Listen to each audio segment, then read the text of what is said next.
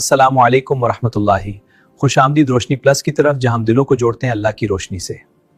जब हर दरवाजा बंद सा लगे, जब दिल थक जाए और लफ्ज़ात न दें, तो एक नाम सबसे पहले पुकारा जाता है, अल्लाह। ये नाम सिर्फ पुकार नहीं, ये सहारा है, ये वो मैनोर है जो अंधेरों में रास्ता दिखाता है। इस्मुल्लाह का जिक्र दिल को मजबूत करता है और रब से ताल्लुक ताज़ा कर देता है। आज का वजीफा सादा पर और मोतबर है। जिक्र या अल्लाह तादाद 100 मरतबा, फजर के बाद या सोने से पहले। दिल का सुकून और अल्लाह का कुर्ब। जब तुम कहते हो या अल्लाह, तो यकीन रखो अल्लाह तुम्हें सुन रहा है।